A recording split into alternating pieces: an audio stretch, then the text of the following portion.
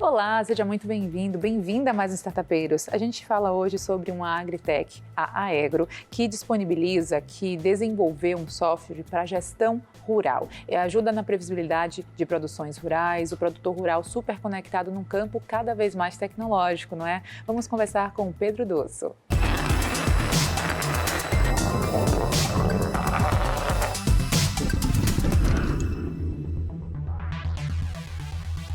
Estamos já aqui com o Pedro Dosso, CEO da Aegro. Seja muito bem-vindo a Startupeiros, Pedro. Muito obrigado. O que a gente pode entender sobre a Aegro no mercado? O que é startup? A Aegro é um software de gestão para fazendas de grãos. Em torno de 1.000 a 2.000, 3.000 hectares são o nosso público básico. A Aegro ajuda o produtor a controlar tanto a parte operacional de lavoura, conversar com os agrônomos, receber os planejamentos, como também a parte de escritório, contas a pagar, contas a receber e toda a função de um sistema ERP normal. A tecnologia no campo, então, de que forma a gente tem essa inserção? Eu acho que dos três grandes universos de tecnologia no campo, né, antes da porteira, dentro da porteira, que é onde a gente se localiza, e depois, eu acho que a parte que vem mais avançando é a tecnologia dentro da porteira, aquela que o próprio produtor estuda, conhece, compra, investe, experimenta, dá certo, não dá certo, etc. A gente conseguiu ter uma capilaridade muito grande, porque primeiro por uma distribuição digital, segundo por um produto fácil de usar, um que não exige um super especialista, né? Os produtores, a família dele consegue ali em pouco tempo tirar valor do sistema, e isso se tornou super comum aí de norte a sul, leste a oeste. Todo o mapa da soja no Brasil a gente tem clientes da Aegro. Quando a gente olha para os processos, desde o plantio até a colheita, a distribuição, esses gargalos de distribuição como um todo, em qual parte do processo vocês se incluem? É todo ele? Como é que fica a análise? O produtor, uma das formas de lidar com os gargalos, tanto de compra de insumo quanto de distribuição, a venda da produção dele, é entender o melhor momento para comprar e o melhor momento para vender. Produtores que muitas vezes estão muito amarrados em contratos de barter, em contratos futuros, que eles têm uma dívida de um insumo para pagar com a trading, com a distribuição de insumos, muitas vezes precisam liquidar essa produção logo depois da colheita, né? Oferta e demanda acabam pegando um valor muito mais baixo. Aqueles produtores que entendem conseguem entender o escalonamento e a dinâmica de vender ao longo ali do período entre safra, conseguem negociar fretes melhores, não dependem tanto assim de um volume imediato de distribuição e acabam, enfim, aumentando a margem e ganhando mais dinheiro. Quando a gente fala da tecnologia inserida no negócio de vocês, é o quê? Uma plataforma, é um aplicativo? De que forma ela se interliga com a necessidade do cliente? Ele é uma plataforma web, em nuvem, que o produtor acessa do navegador dele de qualquer lugar, né? Com a grande vantagem, isso no agro é muito relevante, de ele não precisar ter um servidor na fazenda, dele poder estar no campo, estar em outros lugares. Às vezes os clientes têm múltiplas fazendas, né? E seria muito difícil de gerenciar tudo isso com um servidor instalado em algum lugar. Então, a solução em nuvem, que é tão comum para a gente no ambiente urbano, é ainda mais essencial no agro. E um aplicativo, claro, né, que serve para ele ver os highlights, lowlights, o que tem mais pendente, últimas notícias, né, e mesmo ali, né, viajando, etc., conseguir estar por dentro do que está acontecendo lá no negócio dele.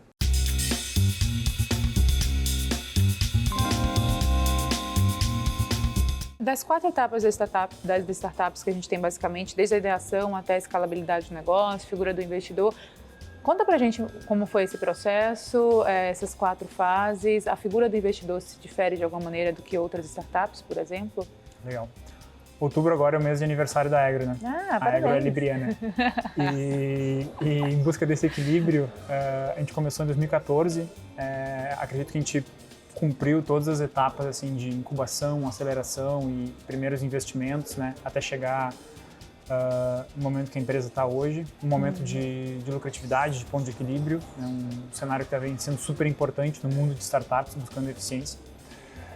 A gente teve diversos tipos de investidores ao longo do caminho, né? E ainda são nossos sócios até hoje, né? E eu acho que foi uma jornada muito interessante, porque ambos os lados aprenderam muito, assim, né? A gente, eu digo assim, tantos outros empreendedores e tantos outros investidores, a gente foi pioneiro nessa última década em agricultura digital no Brasil, né? Ninguém sabia como ia funcionar, quanto que o cliente ia comprar, quão rápido ia crescer, quanto dinheiro precisava.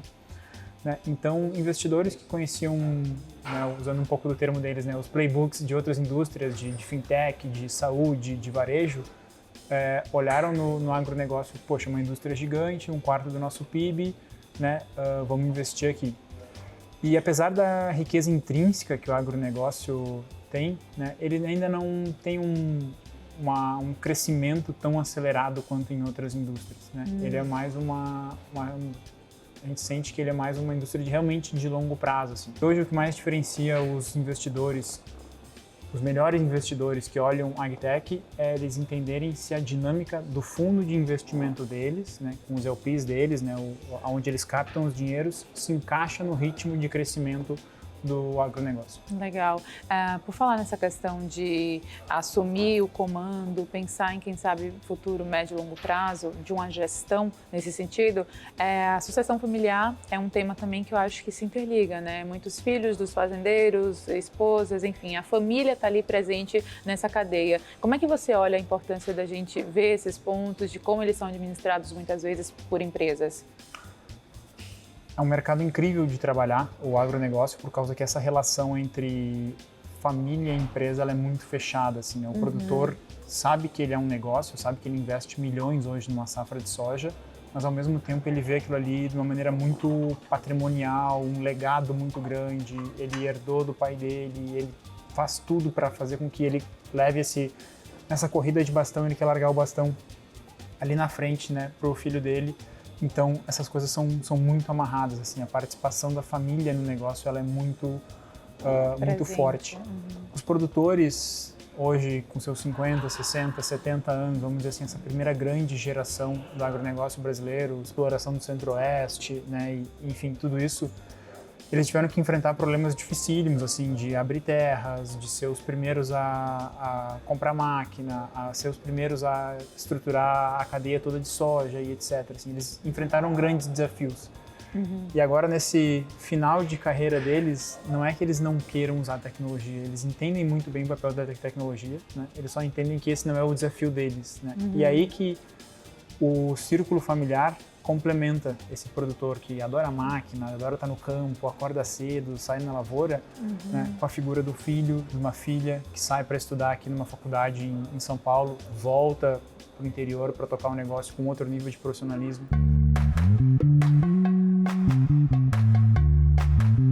A gente vem vendo muito forte o papel das mulheres, das esposas, sendo esse cérebro financeiro das operações, né? Alguém que estava acostumado ali a pegar uma caixa de sapatos cheia de nota, organizar antes de mandar para o contador, agora faz isso utilizando um sistema, assim. E essa parceria, assim, marido e mulher, né, que fortalece o agro muito forte, e uma das linguagens que permite isso é software, né, tecnologia. Não, tecnologia avançada, a inteligência artificial também presente no campo. Como é que a gente olha para esses avanços? De que forma eles vêm realmente só para agregar, acredito eu, né, Pedro? Agregar cada vez mais essa produção, essa agilidade na produção que é feita. Exato. Hoje em dia, né, quando a gente conversa muito sobre tecnologia artificial, o quanto que isso vai substituir pessoas, vai desaparecer com empregos, o pessoal cita muito o próprio exemplo das máquinas agrícolas, né? Volta um século atrás, 80, 60, 100 anos, e tu tinha um percentual da população muito maior do campo do que nas cidades. E à medida que a gente foi criando tecnologia, né, para aumentar a escala de trabalho, de produção, né, do arado a gente saiu para o trator, do trator a gente saiu para um trator autônomo, super inteligente, né, e etc. Né? Menos pessoas foram sendo necessárias, né, e elas foram saindo, né? Então a população no agro, a quantidade de pessoas que a gente precisa veio diminuindo. Sim. Entretanto, hoje, e a gente nota isso muito no agro, que é um sistema de gestão que precisa de input humano, precisa ter alguém operando o sistema, a dificuldade dos produtores hoje de ter acesso a uma mão de obra técnico-administrativa, alguém que consiga ajudar ele no financeiro, alguém que consiga ajudar ele no almoxarifado. E dificilmente a gente vê esse êxodo urbano voltando atrás, né? Essas cidades do interior expandindo, né, frente às cidades urbanas. Então, um dos caminhos que a gente enxerga é, de novo, IA encarado como ferramenta para ajudar uma pessoa que tem uma escassez de mão de obra muito grande a operar os sistemas. Muito parecido com o que o trator é, né? Só que no escritório, né? De forma digital.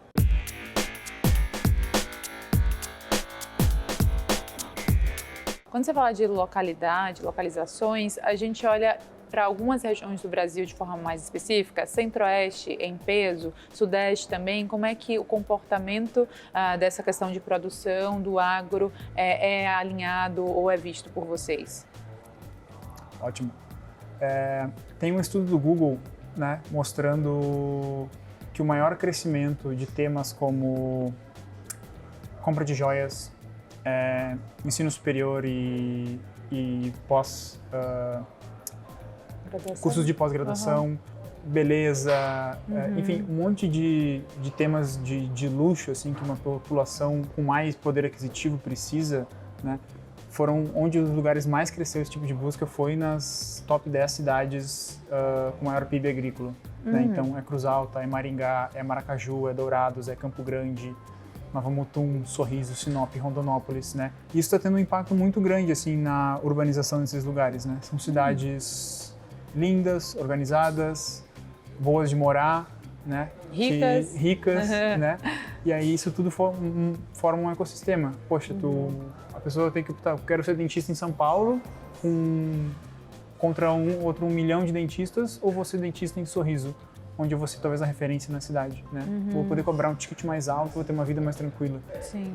Aos poucos a gente começa a ver essa opção pela qualidade de vida, aliada a muitas vezes uma rentabilidade maior do trabalho, né, em função das que essas cidades estão tendo PIBs per capita maiores, inclusive, que muitas cidades urbanas. Comportamento desse profissional, seja dentro da startup de vocês que vai prestar esse serviço, seja como um todo, qual é a sua visão? Que a gente não consegue voltar pro anterior da pandemia, né? É inimaginável hoje a gente pensar uma empresa que tem barreira física de só poder contratar num único lugar e tu não poder explorar talentos em múltiplos lugares. Sim. Ao mesmo tempo, claro, o desafio de trabalhos operacionais funcionam remoto, funcionam super bem. Nosso time de desenvolvimento, nosso time de vendas, nosso time de atendimento, né, eles conseguem trabalhar, ter uma eficiência, né, uma produtividade muito maior. Mas a gente nota uma dificuldade muito grande em trabalhos mais criativos, exploratórios, né, de liderança, de pensar novos negócios. E aí, claro, a gente tenta mitigar isso com encontros recorrentes, etc. Mas uma configuração muito interessante que a gente está construindo na Egro hoje é... Nosso time de atendimento era um time que ficava longe do produtor rural, né? Ele ficava em Porto Alegre, ele ficava alguma coisa em Florianópolis, alguma coisa em São Paulo. Sim. Agora a gente está priorizando contratar pessoas nessas cidades onde o produtor rural vive. Então, para nós, o nosso gerente de relacionamento, ele é remoto, mas para o cliente ele é presencial. Você personaliza também esse atendimento. Exatamente. A gente vai agora para um rápido intervalo, mas eu vou convidar quem não está acompanhando aqui a continuar. Na volta, o Pedro explica tudo isso e muito mais sobre as curiosidades em volta de uma agritech. Já já.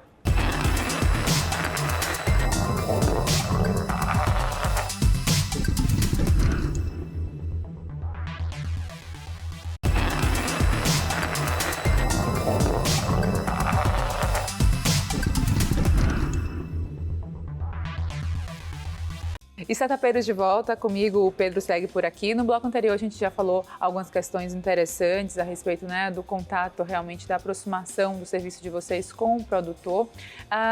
O produtor em específico precisa desse serviço. Qual a ponte que é feita? Como são os primeiros passos dessa interação entre o serviço de vocês, entre vocês e esse produtor?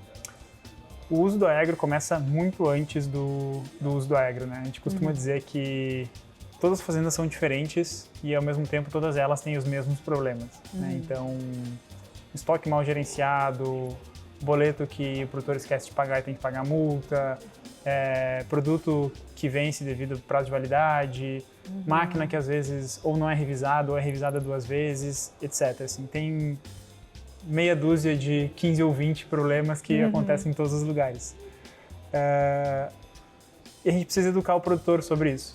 Então, ao longo dos anos, a gente construiu, né, muito material educativo, fazendo com que um produtor identifique na própria operação dele, assim, a gente brinca que a gente não gosta de apontar o dedo, assim, precisa ser alguma coisa que vem de dentro do produtor, sabe? Sim.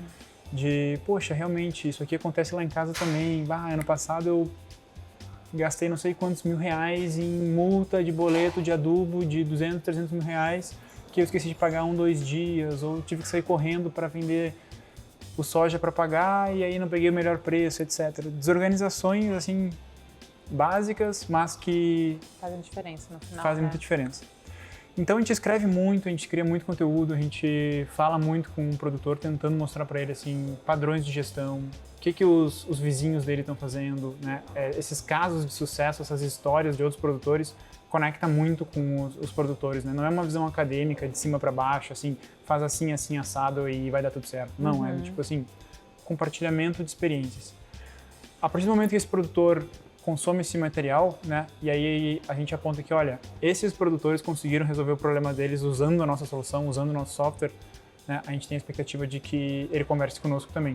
E esse basicamente é o nosso processo de venda. Eu costumo brincar que ele chega a ser passivo quase, assim, a gente não quer forçar que o produtor use, compre um RP que ele não vai conseguir colocar informação no dia a dia, porque realmente não vai funcionar. Então tem que ter uma mudança do lado dele, muitas vezes, e aí ele começa. Aí fala com o nosso time de consultores, eles ajudam a diagnosticar por onde que ele tem que começar, porque, de novo, tem múltiplos lugares para corrigir, né? Se a gente ficar olhando para tudo que é lugar, a gente não olha para lugar nenhum.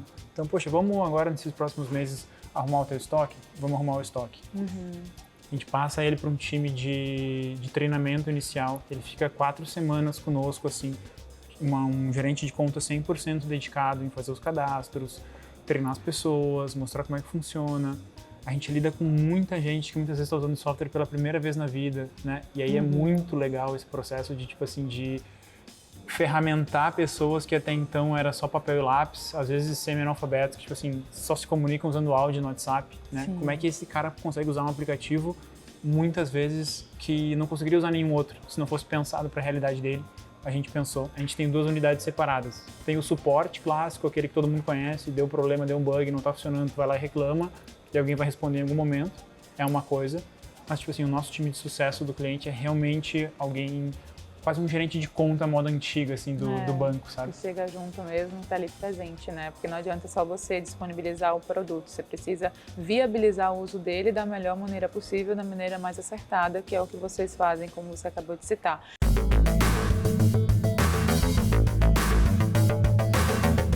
No agro sempre se trabalha com datas, prazos, né, safras, então é sempre um olhar para o futuro. É uma projeção para você ficar, o que é que eu vou produzir hoje, daqui a quantos meses vai dar quanto. Então isso também tem uma sacada mais, tipo, não só matemática, mas mesmo de planejamento estratégico total, né? O produtor rural hoje, para plantar 1.000 hectares, né, que é uma fazenda enorme, assim, que para quem não conhece, mas a nível Brasil não é um negócio tão grande, né? A gente tem algumas dezenas de milhares dela, é um investimento de 4 ou 5 milhões, né? Então pensa que esse produtor, ele vai no banco, pega 2, 3 milhões emprestado, bota 1 milhão do bolso, bota mais 1 milhão em cima, enterra tudo isso no chão, né?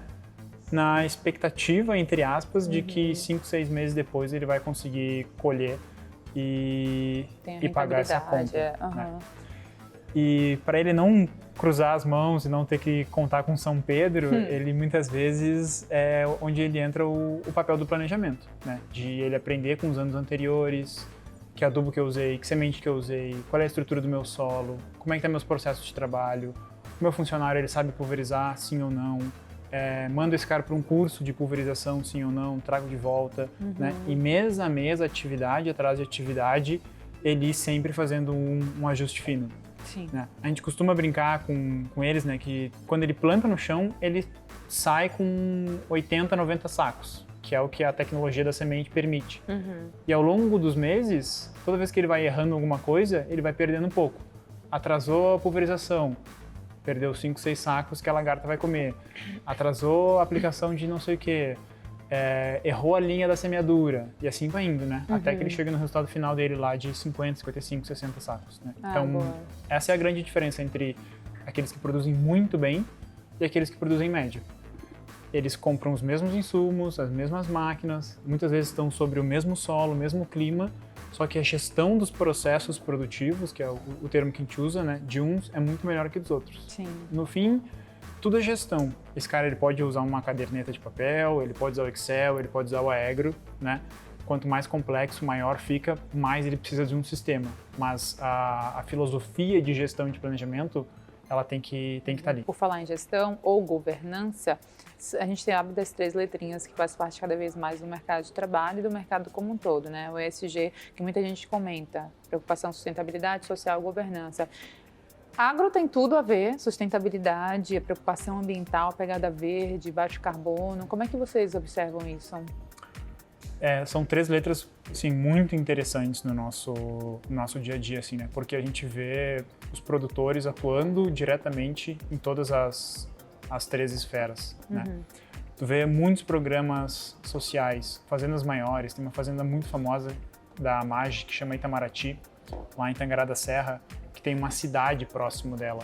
E aí a própria MAGE construiu escola, construiu refeitório, tipo assim, é como se fosse a cidade fosse da MAGE, né, para conseguir criar, né, e fomentar os talentos que eles precisam para desenvolver na fazenda deles, né? E isso é um super exemplo em larga escala, mas a gente tem muitos exemplos em menor escala, né, de como os produtores muitas vezes usam o poder financeiro e a influência que eles têm para melhorar as comunidades dele com um ganha-ganha, né? Eles precisam das pessoas, é evidente, né? Ninguém tá ignorando isso, né? Mas eles sabem que, né, instrumentar, educar e fazer essas pessoas progredirem também é positivo. Do lado ambiental, a gente nota muito que a mesma mentalidade de um produtor que quer investir em tecnologia, em gestão, em melhorar a margem, que está preocupado em ganhar mais dinheiro, né, é um cara que já entendeu o jogo de longo prazo. Ele sabe que as decisões de curto prazo, de desmatar, de fazer as coisas de qualquer jeito, de usar mais químico do que deveria, né, são coisas que no curto prazo podem dar uma rentabilidade para ele, mas não vão manter ele no negócio no longo prazo, né? Os melhores produtores entendem essa sinergia, essa sintonia que eles têm com a natureza, que é o escritório deles. Sim. Na verdade, assim, né? Todo dia ele está ali, eles veem muito mais o sol, o céu e a chuva do que a gente vê. Então eles têm um contato muito maior com a natureza do que muitas vezes as pessoas que criticam eles na cidade têm. Então, de novo, assim, na Aegro, e eu converso com outros empreendedores de outros sistemas agrícolas, né, a gente nota uma coisa muito interessante, que é a mesma cabeça que adota tecnologia, é a mesma cabeça que preserva mais o meio ambiente.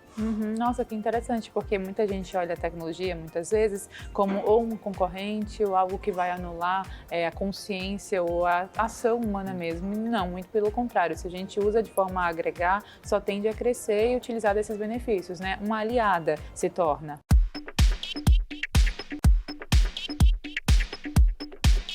Pedro, quando a gente olha então para dentro da Aegro, os colaboradores, recrutamento e seleção, já deu para perceber aqui a atuação em específica de vocês, mas o que um colaborador precisa ter para fazer parte do time? Paixão pelo agro. pelo pé na grama. Mais do que qualquer coisa. Acho que criar a tecnologia para o agronegócio tem um desafio grande que a maior parte das instituições de treinamento, faculdades e etc., eles estão muito longe do agronegócio. Né? Eu cresci completamente longe do agronegócio, assim, tipo assim, eu nasci em Porto Alegre, nunca tive nenhuma relação com fazenda, estudei ciência da computação e foi uma coincidência do destino de ter empreendido nesse setor que eu me apaixonei e acabei indo visitar e tive uma oportunidade enorme de aprender mais. E então, no nosso recrutamento, muitas vezes a gente sabe assim, cara, a gente precisa de um cientista de dados, de um engenheiro de software, de um designer de produto, né? E um vendedor de sistemas, né, de ERP, né? E grande parte dessas pessoas, né, é difícil, é muito raro elas terem alguma conexão assim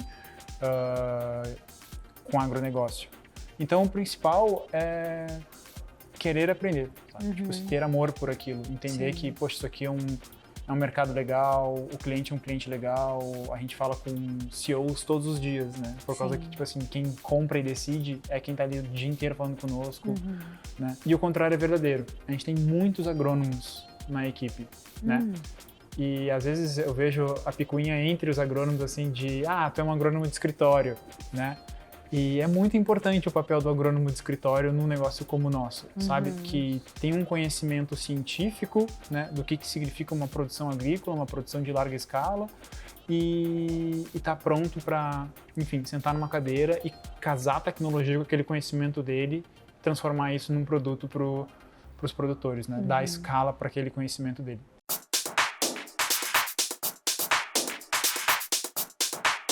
Falando de uma forma ampla, o Brasil está com uma pauta ambiental fortíssima, não por acaso a gente tem também essa riqueza que é a Amazônia, enfim, nossos recursos naturais que são abundantes.